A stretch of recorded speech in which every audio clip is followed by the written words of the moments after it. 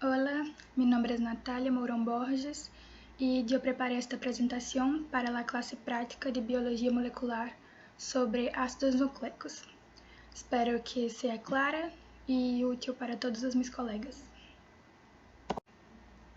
Bueno, ¿qué son los ácidos nucleicos? Los ácidos nucleicos son polímeros, que son moléculas muy grandes formadas por unidades menores, los monómeros. En el caso del ácido nucleico, el monómero es el llamado nucleótido. El nucleótido, por su vez, es compuesto por tres estruturas: la pentosa, que es un azúcar, un carbohidrato; el grupo fosfato, que tiene características ácidas y una carga negativa; y por la base nitrogenada, que es composta por elementos orgánicos. ¿Cuáles son los ácidos nucleicos? Tenemos el ADN, que es el ácido desoxirribonucleico, y el ARN, que es el ácido ribonucleico.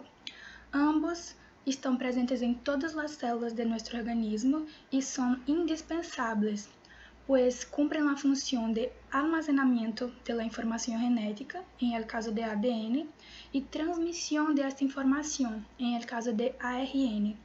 E este processo, que engloba replicação, transcrição e tradução, nada mais é do que a síntese proteica.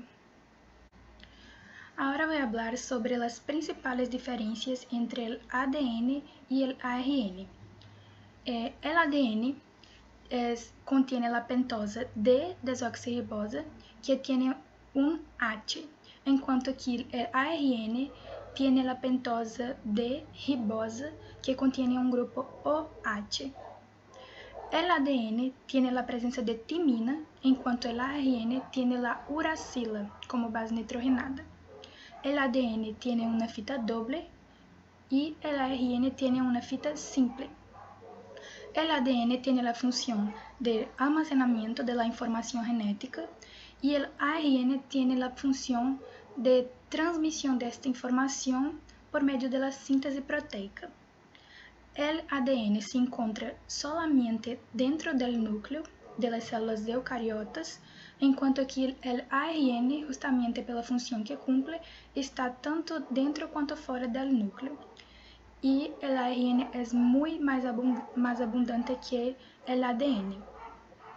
Sobre las bases nitrogenadas, tenemos dos grupos: las purinas, que para recordar puede usar la frase agua pura, porque las purinas son la adenina y la guanina, por eso agua pura.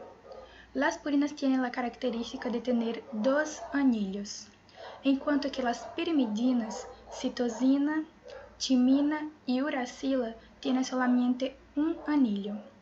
Y estas bases son complementares. Siempre vamos a tener una purina junto con una pirimidina. Sobre los enlaces. El enlace que va a unir o grupo pentosa más la base nitrogenada se llama el enlace N-glucosídico. Y este agrupamiento pentosa más base nitrogenada se llama nucleósido. La unión del nucleósido más un grupo fosfato se da por el enlace llamado fosfoéster, formando así el nucleótido. La unión de un nucleótido más otro nucleótido se da por el enlace llamado fosfodiéster. Y la unión de varios nucleótidos forma una estructura que vamos a llamar polinucleótido. A respeito de la estrutura del ADN, tenemos dos distintas estruturas: la estrutura primaria, que diz respeito a el recién comentado polinucleótido. Es una secuencia de nucleótidos unidos por el enlace llamado fosfodiéster. Es una estrutura linear. La estrutura secundaria ya se refiere a la doble cadena de ADN y tiene tres características principales: es antiparalela, es complementaria y forma un giro helicoidal. que significa ser antiparalela, que apesar de la doble cadena mantener um paralelismo, eles estão em sentidos opostos. Enquanto uma cadena está em sentido 5', 3', a outra vai estar em sentido 3', 5'. A complementariedade vai dizer respeito às bases nitrogenadas. Sempre vamos a ter uma purina complementando uma pirimidina. Em el caso del ADN, vai ser a adenina junto com a timina e a guanina com a citosina. A respeito del giro helicoidal, se refere ao movimento que realiza a cadena de ADN. Pode ser destrógiro, que é um giro em sentido horário, ou levógiro, que é um giro em sentido anti-horário. A respeito del sentido de la vida, 5', 3', ¿por que se dice isso? Porque este término 5', 3', se refere a los extremos carbonos de la cadena de ADN. La cadena de ADN tiene un inicio e este inicio coincide com o carbono de número 5, que vai estar ligado a um grupo fosfato, e tem um fim que coincide com o carbono de número 3, o carbono 3', que é o final. E por que se diz que este é o sentido? Porque o processo de replicação, que é a síntese de material genético, se realiza sempre en este sentido, del carbono 5' ao carbono 3'. Há 3 variantes de la doble cadena de ADN. La variante B é a forma fisiológica, la forma comum, la que costumamos estudar. La variante A é producida in vitro e é produto de uma desidratação moderada de la forma B, enquanto que a forma Z já é uma forma mais bagunçada, porque consiste em la alteração de las bases nitrogenadas. Vamos a ter também uma quarta forma, que é o ADN circular, que está presente em las células procariotas, como as bactérias, por exemplo, e também nas células eucariotas dentro de las mitocôndrias. Cada célula de nosso organismo contém alrededor de 2 metros de material genético. Portanto, o processo de empaquetamento é essencial para que o material genético se quede da forma como conhecemos dentro do núcleo da célula. Como isto ocorre? O material genético vai se condensando ao redor de proteínas chamadas histonas e outras proteínas que não são as histonas.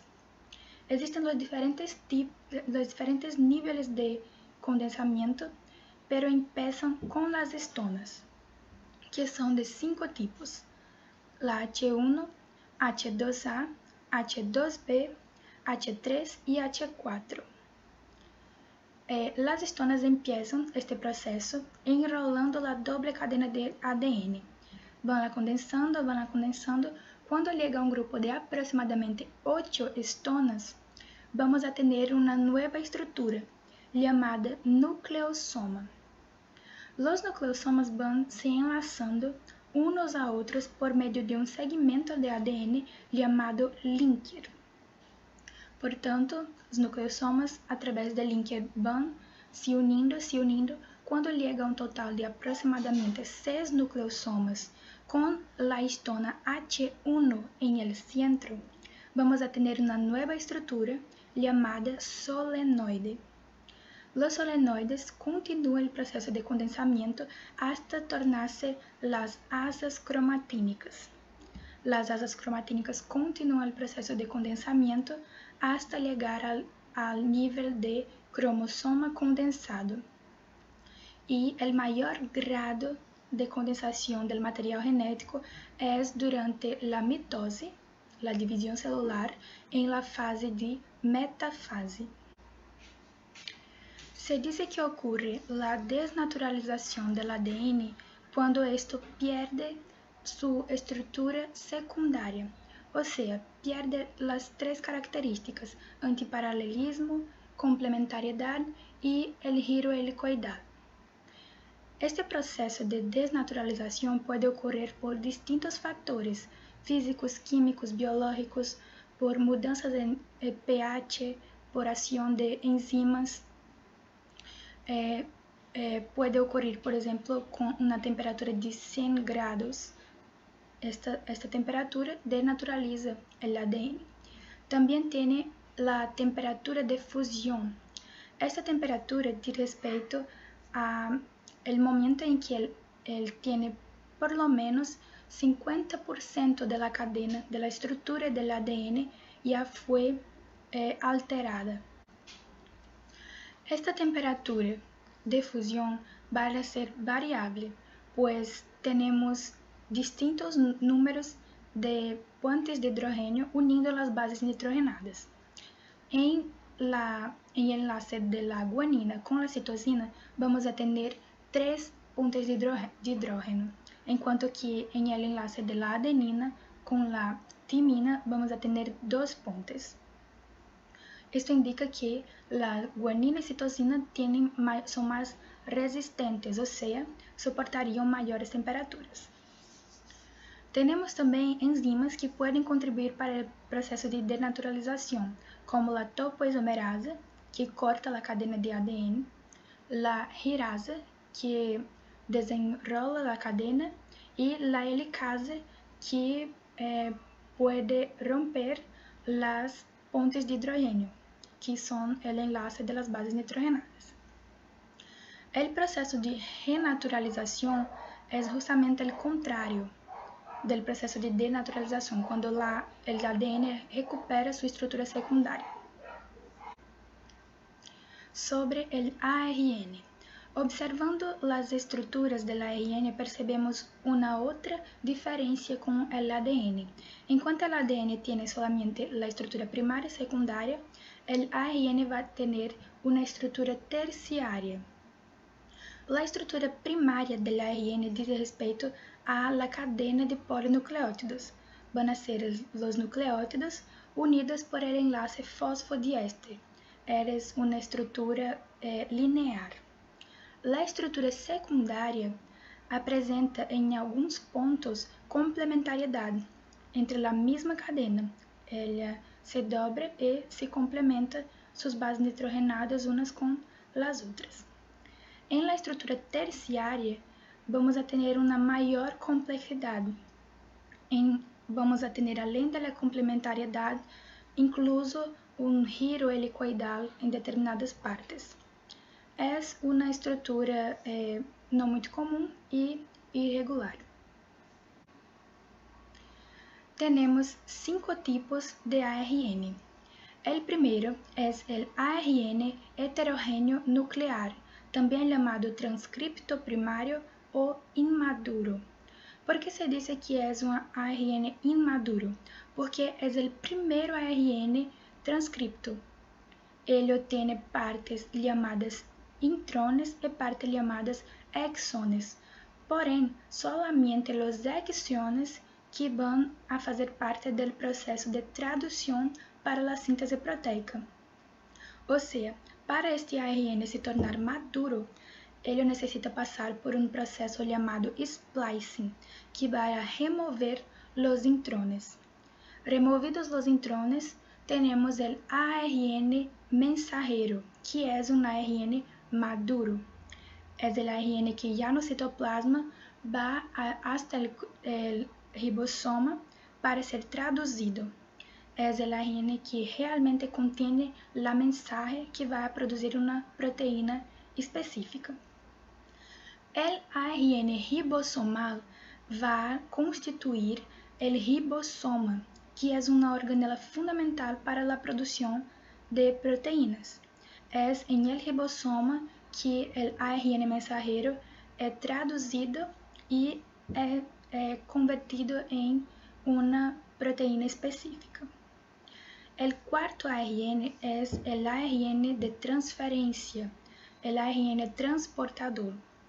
Este ARN contiene los llamados anticódons, que vão ler los códons presentes em el ARN mensajero e vão a transportar el aminoácido específico. Assim, se forma la cadena de aminoácidos que va a tener una proteína. El quinto ARN es el ARN pequeño nuclear. Este ARN tiene función catalítica, es una enzima y va a actuar en el núcleo, auxiliando el proceso de splicing, ayudando a retirar los intrones para transformar el ARN inmaduro en ARN maduro. Para finalizar, vou falar sobre las enzimas de ARN, las llamadas ribosimas. La gran mayoría de las enzimas son proteínas, pero también existen las enzimas formadas por nucleótidos de ácidos ribonucleicos. Una yo hablé que fue la ARN pequeño nuclear. Esta enzima tiene una función catalítica y va a agir auxiliando el proceso de splicing, la retirada de los intrones. También vamos a tener el siARN y el miARN, que son enzimas que tienen la función de suprimir una expresión génica. La diferencia es que el siARN degrada aquele material genético, enquanto que el miARN solamente lo bloqueia.